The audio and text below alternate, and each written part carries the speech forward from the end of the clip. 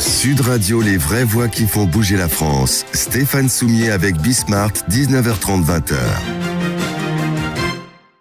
Salut à tous, Bismart sur Sud Radio. Deux secteurs radicalement différents. On va parler énergie, câble et on va parler lessive, avec d'ailleurs deux tailles d'entrepreneurs radicalement différents. C'est parti, on commence avec l'électricité, l'énergie, les câbles, Nexans. On y va les amis, on y va donc avec Christophe Guérin qui est le patron de Nexans. Bonjour Christophe Guérin. Alors il faut quand même à un moment présenter Nexans parce qu'on n'est pas dans le B2C, là on est vraiment dans le B2B. Nexans c'est... alors ce que vous voulez en faire d'ailleurs, hein, un des acteurs importants de la transition énergétique sont des câbles. Je tiens d'ailleurs juste à dire un truc, parce que peut-être qu'on aura le temps d'en parler de l'industrie en France, hein, voilà, des questions de relocalisation, de réindustrialisation, etc., parce que Nexans reste toujours un acteur industriel important. 6 à 7 milliards d'euros de chiffre d'affaires, c'est ça? C'est exact, oui.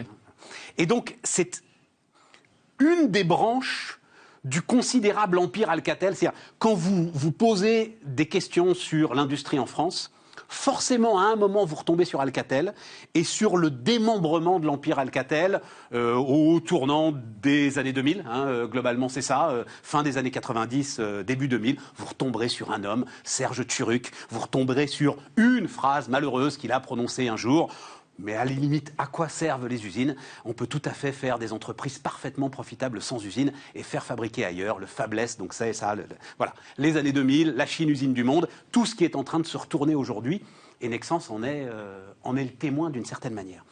Je disais virage entrepreneurial, parce qu'en fait, vous décidez de faire un virage stratégique pour vous concentrer totalement sur la transition énergétique. J'ai dit porter la transition énergétique à travers vos câbles.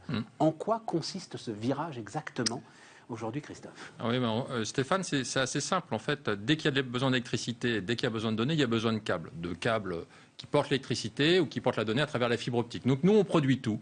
On est un grand généraliste. Il n'y avait plus que 2 grands généralistes du câble dans le monde. C'est un autre concurrent italien qui s'appelle Prysmian et Nexans. Ex-Alcatel Câble. Et heureusement qu'en 2001, on a quitté Alcatel. Et on reste une société française comme Alstom, ferroviaire. Pourquoi heureusement, dans l'empire Alcatel, vous avez des colonies, oui. Ils sont tous retraités maintenant, hein, mais des colonies nostalgiques de l'empire Alcatel. Non, il y en a un qui n'est pas retraité, il s'appelle Arnaud Montebourg. Il brigue la présidentielle. Je ne veux pas rentrer sur le plan politique. Eh oui, attention à ce qu'on dit avec Alcatel. Non, alors, donc 34 sous-secteurs aujourd'hui, et c'est un marché, le câble, c'est un marché d'à peu près 210 milliards, et la partie électrification, c'est 100 milliards, 150 milliards dans les 10 années suivantes qui arrivent. Donc l'objectif pour nous, c'est Attendez, 100 milliards dans les 10 ans qui viennent, donc 10 milliards par an. C'est pas 100 milliards de marché sur une année. C'est 100 milliards aujourd'hui, ça va aller jusqu'à 170 milliards d'ici 2030. Mais vous, 6 à 7 milliards, c'est-à-dire, vous n'avez pas un potentiel d'aller chercher... Non. Voilà. Non, pas du tout. Mais par contre, comme l'électricité mais en termes partout... d'équipement par année, par exemple, le potentiel aujourd'hui de câbles électriques à l'échelle mondiale, c'est une moyenne de... c'est le marché actuel, hein, c'est 100 milliards, c'est à peu près 5% de croissance par an. Et ça va venir d'ici, à partir de 2025. Il y a des nouveaux marchés qui sont en train d'exploser, notamment tout ce qui est ferme éolienne. Aujourd'hui, on fait à peu près en termes de cotation, 1,5 milliard pour les fermes éoliennes en mer. Dans 3-4 ans, ça sera 5 milliards par an. Donc c'est gigantesque. Il y a des nouveaux marchés sur le thème de l'électrification qui sont en train de subir une croissance exponentielle. Marchés sur lesquels? Parce que vous dites vous êtes deux, il y a Prysmian, là, l'italien et vous, donc il n'y a pas de concurrence sur ce marché? Si, c'est très très fragmenté. Mais en voilà, fait, vous avez des grands spécialistes qui sont uniquement sur le télécom, uniquement sur l'industriel, l'aéronautique ou l'automobile, ou uniquement sur des petits bouts de l'électrification. Mais il n'y a pas de grands industriels qui couvrent le secteur de l'électrification dans le sens général du terme. Qu'est-ce que vous lâchez? Parce que de ce que j'ai compris, c'est... donc, vous allez vendre quoi? 1,5 milliard d'actifs, c'est ça le plan? 1,5 milliard d'actifs. Et la moitié des salariés du groupe? Je vais vous expliquer. Oui. En fait, on a une activité, une petite activité qui est historique, qui représente 8% du chiffre d'affaires, qui sont les câbles pour les faisceaux électriques qui sont dans les voitures. Voilà. Et donc ça, on l'a depuis 15 ans, c'est une activité qui va bien, mais qui utilise de la main-d'œuvre à bas coût en Roumanie, au Mexique et en Tunisie. Et cette partie-là, pour 8% du chiffre d'affaires, 500 millions d'euros, représente 11 à 12 000 employés sur les 26 000 de Nexans. Donc c'est pour ça qu'en effet, vendre cette activité-là, en termes de conséquences sur la partie, le nombre d'employés, c'est assez important. Mais c'est un modèle économique qui n'est pas vraiment le modèle économique du câble, où la part manœuvre dans le câble est très faible. Et ça peut intéresser qui, ça? Les professionnels de l'automobile, justement, qui pourraient vouloir réinternaliser, en fait pas les constructeurs, mais nos concurrents ou des partenaires financiers, puisqu'il y a une grande migration qui se fait sur le véhicule électrique. C'est un très beau potentiel de marché.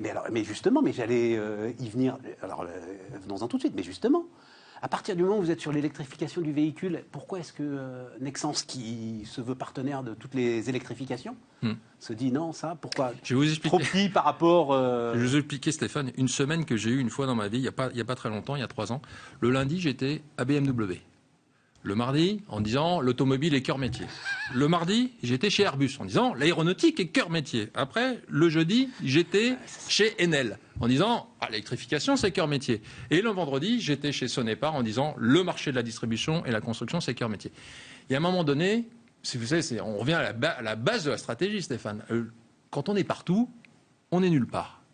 Et les clients ont besoin d'avoir plus que des câbles, des systèmes, des sous-systèmes, des choses beaucoup plus complexes pour les suivre dans l'évolution de la chaîne de valeur.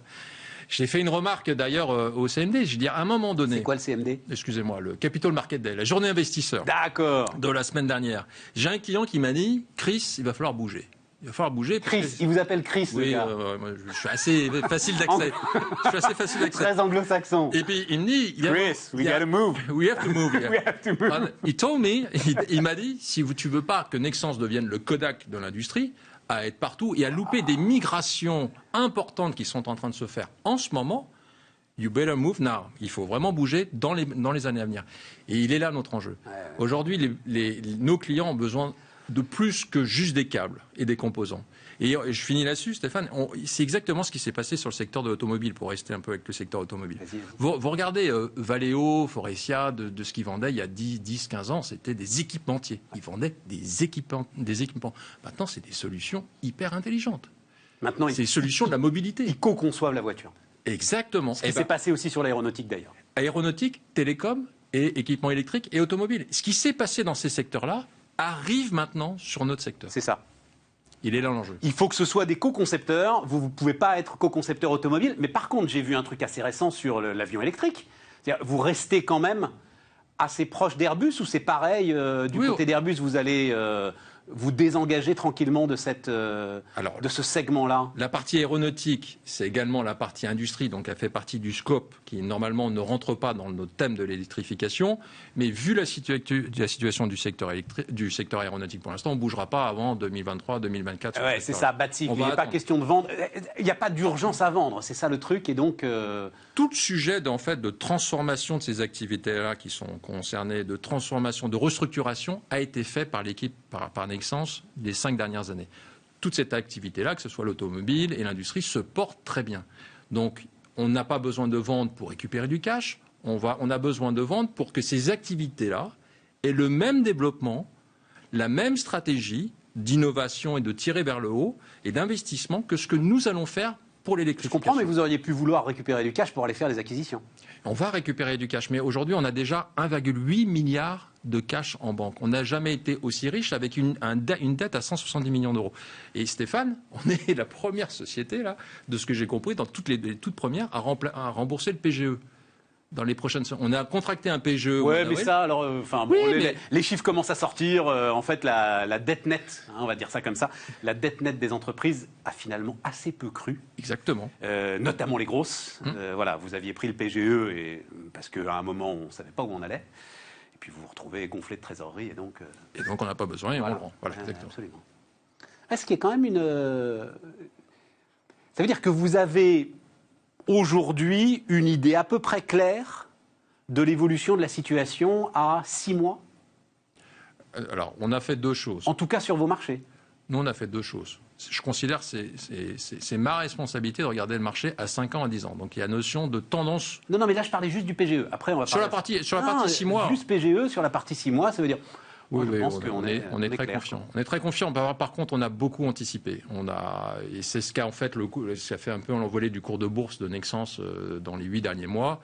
C'est que quand on faisait des roadshows, quand on parlait avec nos investisseurs au mois de mars, on leur a expliqué, on leur a montré Bon, je pense qu'on a une bonne intuition. Je pense que ça a joué du fait que j'étais en Chine, moi, en janvier. Pendant 15 jours, j'ai fait le tour de la Chine et quand je suis revenu, Covid-19. Voilà. Donc déjà, je me suis posé plein de questions sur si j'étais contaminé ou pas.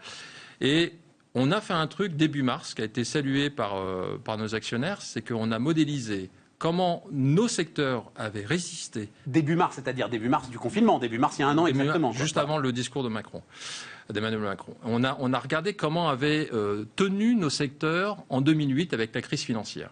On a regardé un peu leur résilience. Et on a couplé les statistiques de la crise financière de 2008 avec les statistiques de la pandémie de 1968, juste pour la logique de statistiques sanitaires.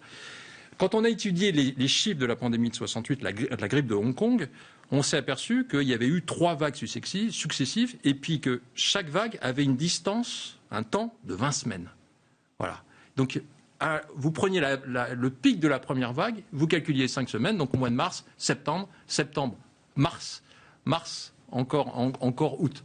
Et on s'est dit, dans tous les cas... Donc la troisième arrive. La troisième arrive, on la contient. Les Chinois vous savez que ce truc-là, je crois... certains économistes l'ont fait, mais la seule qui m'en ait parlé, qui l'a fait comme vous et qui me disait c'est comme ça qu'il faut faire, c'est-à-dire faut pas, crise de 2008 pourquoi pas, mais faut regarder les pandémies. Bien sûr. C'est Mathilde Lemoine, l'économiste en chef d'Edmond Rothschild Asset Management. Voilà. Dites donc. Et donc vous avez battu votre scénario là-dessus. Exactement. On a repensé tout le plan cash. Qui est pour le coup beaucoup moins violent que 2008-2009, parce que 2008, 2009, 2010 pour Nexans, c'est ultra violent quand même. Oui, et puis il y avait eu très peu d'anticipation. Mais en fait, voilà, le vrai scénario, fallait aller chercher des pandémies comparables. Oui, je me souviens des discussions qu'on avait eues avec nos investisseurs dont Rothschild au mois de mars, on l'avait dit dans tous les cas, nous, pas de retour à la normale avant le 3e trimestre 2021. Au moment où tout le monde parlait de reprise en V au mois de juin. Donc on a calé notre modèle là-dessus. C'est super intéressant ça. Bon, mais alors, revenons. Donc, avion électrique, ok. Moi, je pensais que c'était un truc... Mais alors, on va parler, de toute façon, en termes de projet d'entreprise, mais c'est quelque chose d'assez enthousiasmant, quand même, l'avion électrique. Et donc, je me disais, tiens, peut-être, et surtout qu'il y avait eu des annonces faites avec Airbus assez récentes. Donc, oui, on a signé pour 5 ans avec Airbus, oui. D'accord, voilà. Donc, vous continuez le truc, et puis ensuite... Mais tout est passionnant, Stéphane, le problème. C'est la richesse de notre secteur. Tout est passionnant. On travaille pour Alstom, on est dans les trains, on est dans les bateaux de croisière. Vous savez qu'il y a 1 kilomètre de câble par passager. 1 kilomètre dans le domaine du transport. Dans votre voiture... Comment ça ? Dans un bateau un bateau de croisière dans votre voiture, il y a 4 passagers, il y a 4 kilomètres de câble. Et dans un bateau de croisière, il y a 3000 passagers ? Non, dans un avion, un A320, 120 passagers, 120 km de câble. A350, 300 passagers, 350 km de câble. Et bateau de croisière, 7000, parce qu'il y a l'équipage. Il y a 7000 km de câble dans un... Donc c'est passionnant. Que ce soit dans le domaine du transport, de la production d'énergie décarbonée, des transmissions, de la distribution électrique. Vous savez, dans les années 70, il y avait beaucoup de coupures électriques quand même. Il y avait des bougies au cas où. Non, je me souviens pas. Non, moi je m'en souviens. Moi. C'est... J'étais tout petit. Mais oui, vous êtes beaucoup plus jeune que moi. Oui. Racheter des bougies de temps en temps. on pourrait s'en servir. Bon. Et ce qui se passe sur le Texas, c'est un petit peu ça. Alors, non, c'est autre chose. C'est pas un problème de câble au Texas, c'est un problème fondamental de réseau, c'est un problème de tout d'ailleurs. C'est un problème de tout, c'est un problème de changement climatique. Non, c'est un problème de production, c'est ça que je veux dire. Non, mais il n'y a pas que la production, il y a aussi l'obsolescence des réseaux. Aux États-Unis, le réseau, il est obsolète de 40 ans. D'accord, mais s'il avait été couplé avec le reste des États-Unis, il y aurait sans doute eu moins de problèmes. Exactement. Mais les interconnexions sont sans doute les éléments les plus complexes et les plus fragiles de ces réseaux électriques aujourd'hui.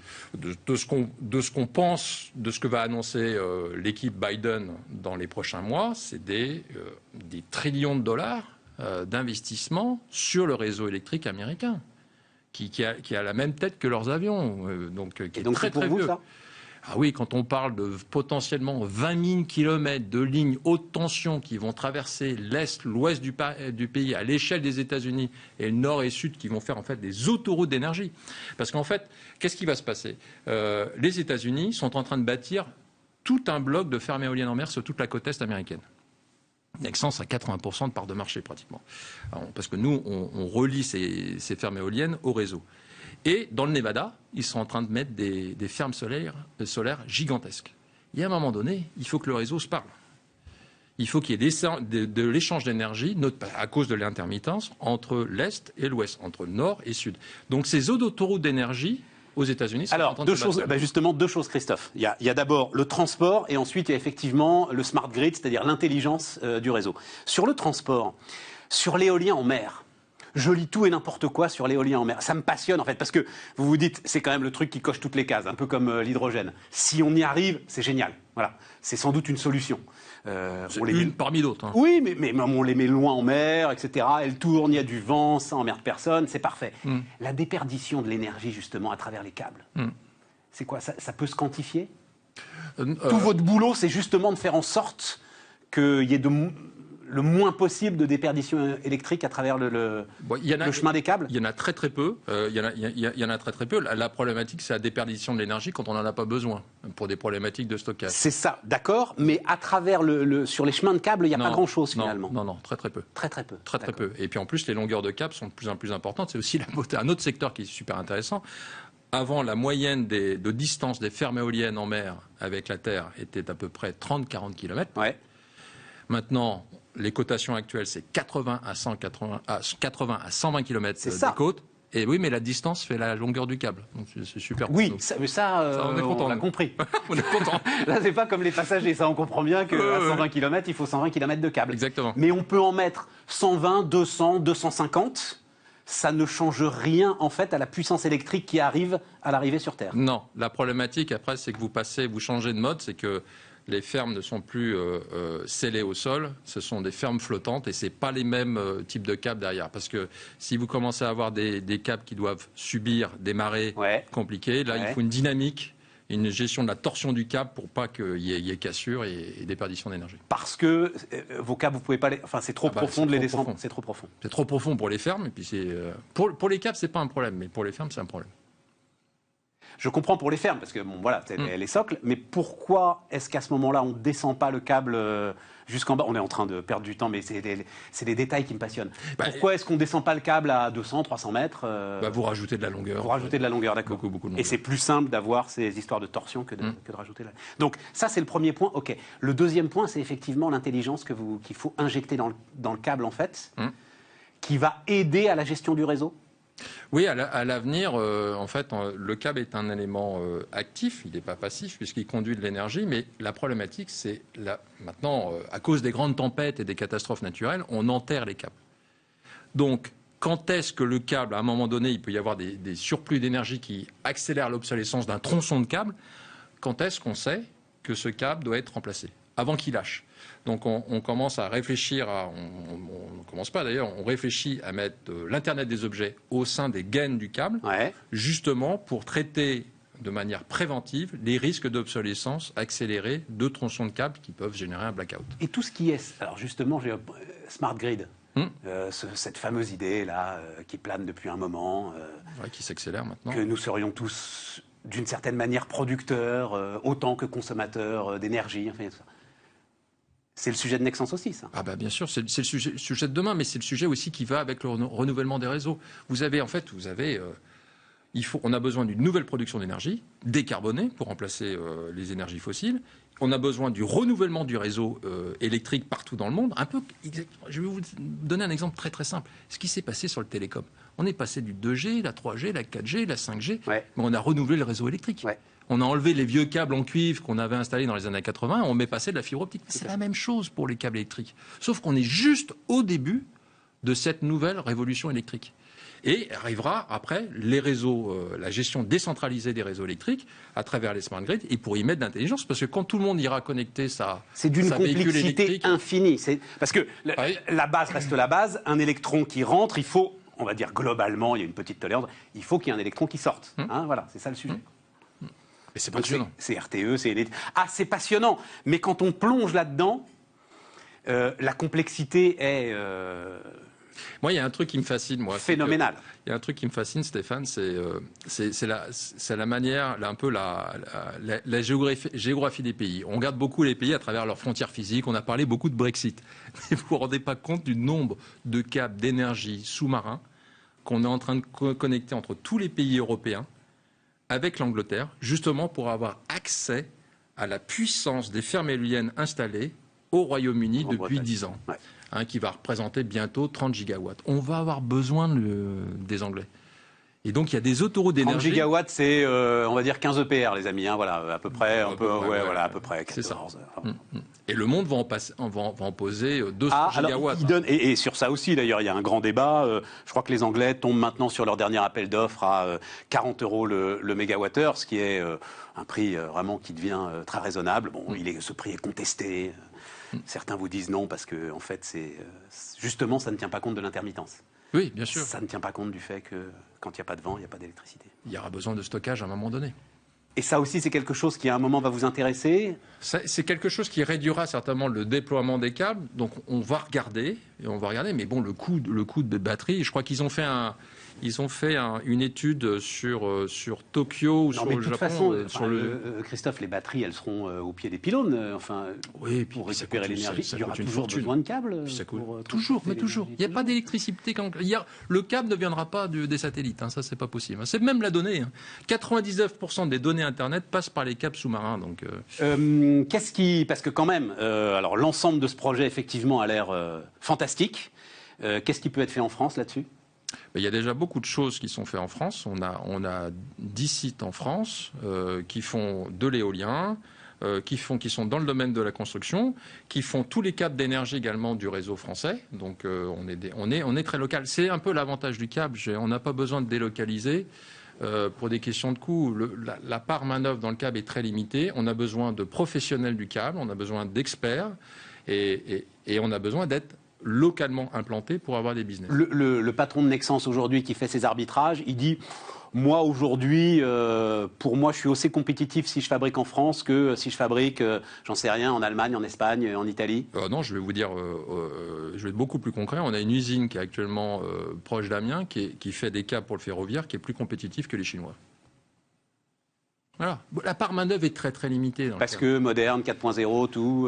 Oui, puis parce que accès à des polymères et un métal. Nous, on a notre propre métallurgie in-house. On reçoit les cathodes de Zambie et de Chili, les cathodes de cuivre qu'on va fondre dans notre usine de Lens. On a un fleuron métallurgique à Lens pour en faire ce qu'on appelle du rod wire, donc des barres de cuivre de 8 mm, qui sont l'âme du câble, puisque c'est le cuivre qui conduit l'électricité. Le grand risque que nous, on voit dans les prochaines années, c'est la convergence du tout électrique qui va en fait sur le cuivre. Le marché du cuivre va passer de 20 millions de tonnes à 35 millions de tonnes. Donc est-ce que les mines vont pouvoir suivre pour subvenir à ce besoin-là ? Ça va être un gros sujet. Et c'est pour ça qu'on va conserver nos usines de métallurgie. Ça va devenir un asset. Je me souviens, je vais faire un peu mon vieux, mais dans les années 2000, les clients faisaient la queue parce qu'en fait, il n'y avait plus de cuivre. Et donc, ils n'avaient pas de câble. Et donc, je pense que c'est un véritable asset parce qu'aujourd'hui, nous, on récupère tous nos déchets. Mais il faut aller au bout, il vous faut des mines. Non, nous, c'est pas notre modèle économique, mais ça va devenir un sujet. Mais du coup, nous, on récupère tous nos déchets. Mais c'est déjà un sujet d'ailleurs. Ça flambe là, les cours du cuivre. On est passé il y a 6 mois, on était à 7 000 $ la tonne. Là, on est proche des 10 000. Et vous répercutez les coûts sans problème ? Oui, nous c'est un pass-through. On passe tout 100%. C'est hedgé, on passe 100%. Il n'y a pas de spéculation sur le cuivre. Mais la rareté va être importante. Donc, on récupère tous nos déchets et nos déchets repassent en économie circulaire dans notre site métallurgique. Bon, Christophe, il nous faudrait plus de temps, mais malheureusement, on ne les a pas. Déjà ? Les amis, arrêtez d'acheter du bitcoin, achetez du cuivre. Exactement. Non, du câble. Du cuivre pour les revendre ensuite à Christophe et à Nexans. À Chris.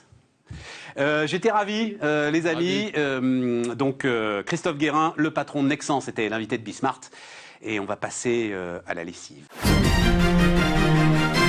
Christophe Guérin, donc le patron de Nexans, était notre premier invité. Maintenant, la révolution de la lessive. Donc on repart, les amis, avec la lessive, mais pas seulement avec la lessive. Laure Favre, bonjour Laure. Bonjour Stéphane. Donc, Laure, tu as travaillé 20 ans dans alors, la détergence, je ne savais même pas que le mot existait, c'est-à-dire la lessive et l'ensemble des produits d'entretien. Ouais, c'est ça. Donc pour, j'imagine, un géant.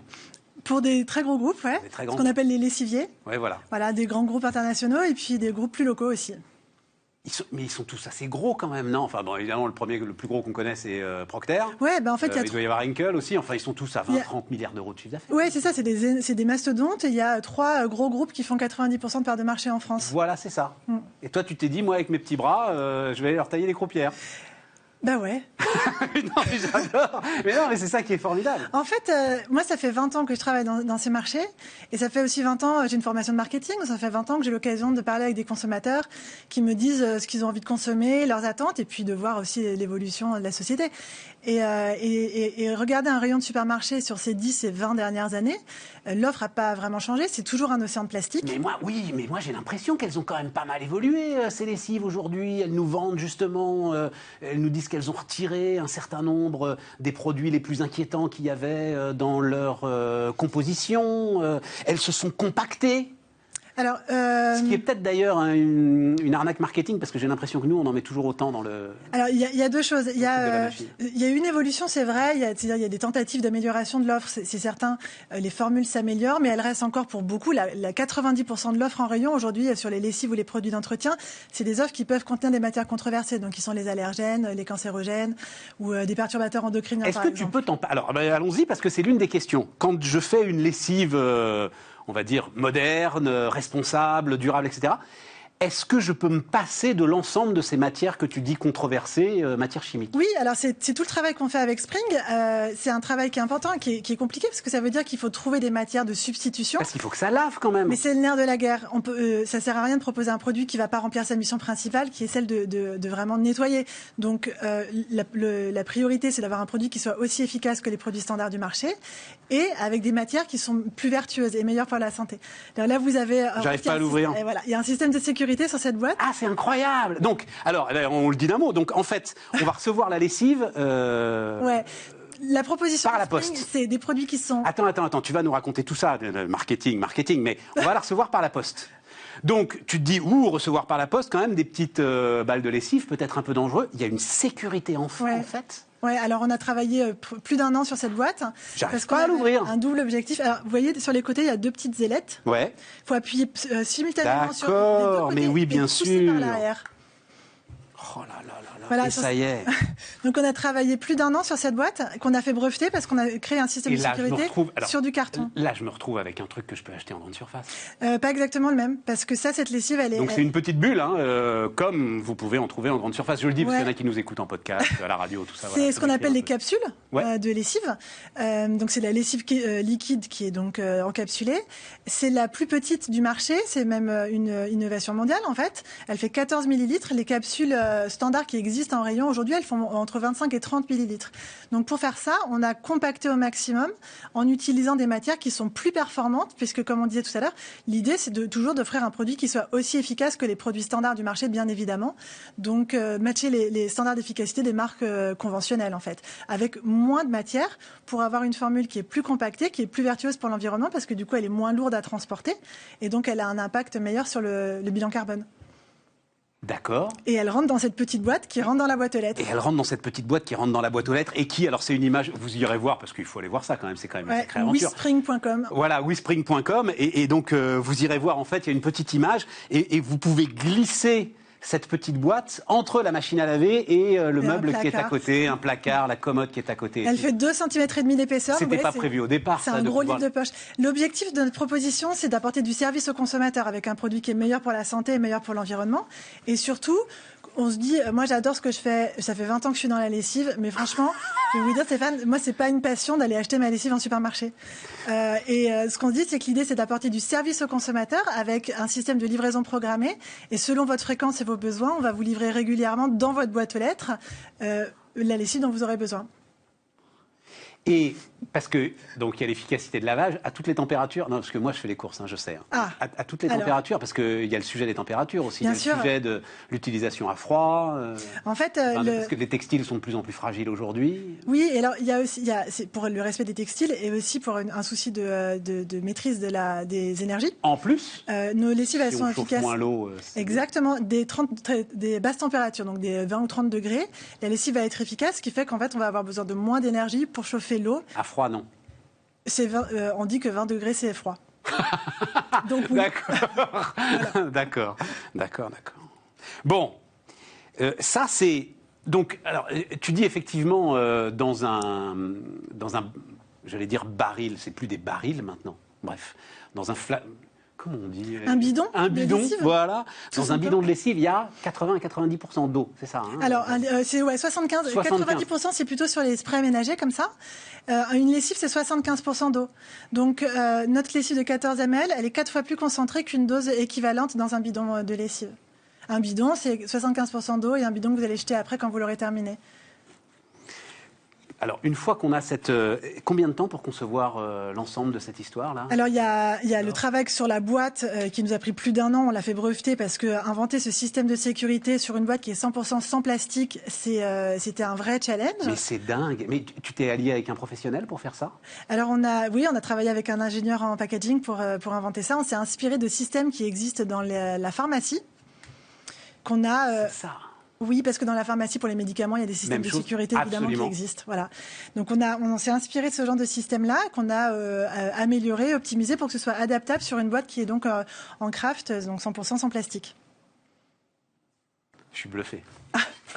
Bluffé par la lessive au lait. Non, je suis bluffé par En fait, je suis bluffé par l'enveloppe de la lessive. La lessive, je sais pas encore, il faut essayer. Voilà, vous me direz alors. Mais je suis bluffé. Bon, comment est-ce qu'après on a accès au marché quand même? Parce qu'on est sur un... Enfin, on est sur... Ça va être compliqué. Comment est-ce qu'on touche le consommateur avec Madame la pro du marketing? Notre objectif, c'est d'être... Donc, on est vendu sur le web. On est une DNVB, un Digital Native Vertical Brand. On a lancé... Digital Native Vertical Brand. Yeah. Ça sonne. On a lancé la marque, on a nos premières commandes en août l'an dernier, et on est vendu par les réseaux sociaux. Donc on fait toute notre communication sur Instagram essentiellement, un petit peu sur Facebook aussi, et puis on a la chance d'avoir une communauté qui est très réactive. On a beaucoup de bouche à oreille. Puisqu'ils adorent nos produits, on est noté 4,9 sur 5, donc c'est une grande fierté, parce qu'on disait tout à l'heure, c'est l'efficacité... 4,9 sur 5 par qui? Sur quoi? Par nos consommateurs. D'accord. Voilà. C'est audité ce chiffre-là? Il est validé? C'est fait, vous savez, par des outils de notation extérieurs pour que ça ait de la valeur. Avis vérifié, etc. Un des points qui était hyper important pour moi, pour Spring, c'était la transparence et l'honnêteté. Moi, j'ai envie d'être dans... Voilà, j'ai passé les 40 ans, j'ai la chance de pouvoir créer ma marque. J'ai envie de faire quelque chose dans lequel je crois et dont je puisse être fière. Et on n'a pas envie d'être dans une forme de bullshit marketing dont on en a pu en entendre parler pendant des années. T'en as fait pendant 20 ans du bullshit marketing, donc... Je ne dirais pas ça, mais je dirais qu'on peut en voir au quotidien et que la fierté qu'on a derrière Spring, et c'est d'ailleurs aussi pour ça qu'on met nos noms sur les packs, c'est de vendre un produit dont on est fier et qui est sincère et honnête. Ah oui, je l'avais pas vu. Préparé avec amour par Laure. Ouais. Vous avez vu un peu? Ouais, mais à un moment, tu vas pas pouvoir tous les préparer avec amour. Non, c'est pour ça que mes associés Philippe et Ben préparent aussi avec amour. Et c'est eux qui vont signer le truc, etc. et tout. Ouais. Combien de clients aujourd'hui, là? Aujourd'hui, on a plusieurs dizaines de milliers d'abonnements. Non. Ouais. Mais parce qu'en fait, on a une proposition qui répond vraiment à ce besoin de transparence des consommateurs. Vous savez, qui nous parlent en direct sur Instagram quand on nous pose une question ou sur nos formulaires de contact ou autre. C'est nous qui répondons en direct. Hein. C'est pas un service client à l'autre bout du monde. Oui, mais même avec 10 000, ça veut dire que ça se passe bien. On n'a quand même pas 10 000. Ouais. Oui, voilà, c'est ça. On n'a pas 10 000 contacts par jour, heureusement. Et puis... Mais oui, on a une proposition qui plaît parce que le fait de. Ils ont dû demander. Il doit y en avoir au moins la première fois. On doit demander comment on ouvre là.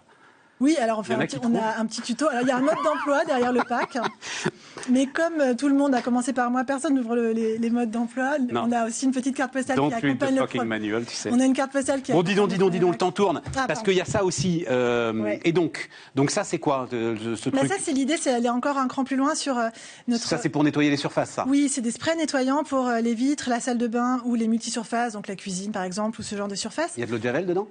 Non, il n'y a pas d'eau de javel. Il en faut quand même, non? Non, on peut nettoyer. On peut désinfecter sans eau de javel aujourd'hui? Alors, un désinfectant, on peut désinfecter avec d'autres manières, mais ça, c'est pas des produits désinfectants. D'accord, c'est pour nettoyer. Ouais. D'accord. Ouais. Et ça, c'est aller au bout de cette démarche qui est de se débarrasser des plastiques à usage unique et puis d'arrêter de vendre aux consommateurs de l'eau. Un spray nettoyant classique, c'est 90% d'eau et c'est une bouteille que vous allez mettre à la poubelle quand vous l'aurez jetée pour racheter exactement le même produit derrière. Donc, je pense qu'il y a une forme d'aberration et qu'il est temps de proposer une autre solution quand même. Oui, mais alors là, moi j'ai vu ça, je me suis dit, mais Je fais les courses, je les achète, les recharges justement, puis je les remplis maintenant, mes bidons, tout le monde fait ça. Sauf que toi, tu vas beaucoup plus loin. C'est-à-dire qu'en fait, ton détergent, voilà, on va appeler ça comme ça, il est concentré dans cette petite pastille que j'ai là entre mes doigts. C'est vraiment, enfin là encore, si vous nous écoutez en podcast, c'est toute petite pastille que je vais mettre dans l'eau. Oui, c'est ça. En fait, les produits rechargeables dans le marché aujourd'hui, ils font 5 à 10% du rayon, mais pas plus. Et ils sont proposés dans des poches en plastique. C'est la même formule liquide, donc toujours faite à 90% d'eau. Donc nous, ce format-là, donc effectivement, ça ressemble à un gros comprimé, si vous voulez. C'est un comprimé effervescent qui fait 4 grammes et il représente les 10% de matière active qu'on a dans notre produit fini. Donc on propose un kit avec des bouteilles qui sont réutilisables à l'infini. Vous les achetez une bonne fois pour toutes. Vous remplissez avec l'eau du robinet. La petite pastille, c'est effervescent et en moins de 10 minutes, vous avez retrouvé votre formule. Il y a quelqu'un d'autre qui fait ça ? C'est une innovation. C'est regarde avec un grand sourire, genre. Mais oui, parce que j'en suis très fière. Mais je l'ai vu nulle part, ça. Non, mais oui. Oui, il fallait. Ouais. Ben oui, parce qu'il c'est pas vraiment. Pourquoi ? C'est pas dans le sens de. Attends, il nous reste 40 secondes. Ton outil industriel, parce qu'il faut des industriels pour fabriquer tout ça, quand même. On travaille avec. Oui, on a des partenaires industriels sur chaque technologie. C'est des partenaires différents. Ouais. Qui te font confiance ? Qui me font confiance, que je connais depuis de nombreuses années, ouais, c'est ça, voilà. Et qui travaillent, j'imagine, aussi avec les grands professionnels de la détergence et de la lessive. Voilà, c'est ça. Mais qui se disent aussi qu'à un moment, il va falloir changer de pratique. Mais oui, parce qu'il est temps de proposer autre chose, exactement. C'est incroyable. Hein. Et ça vous donne envie de faire le ménage ? Mais je fais le ménage. Alors puis en plus c'est la lessive, c'est plus simple que le ménage. Mais non, mais le sujet c'est la façon dont vous réfléchissez aujourd'hui, dont vous construisez vos entreprises, vos modèles et tout, c'est formidable. Eh ben merci. Moi j'adore ça, c'est formidable. Les amis, on termine Bismart. Justement, tiens, on va un peu parler du monde d'après, on va revenir sur la finance. Laure Favre, donc, fondatrice de Spring sur Sud Radio. On se retrouve demain. Sud Radio, les vraies voix qui font bouger la France. Stéphane Soumier avec Bismart, 19h30, 20h.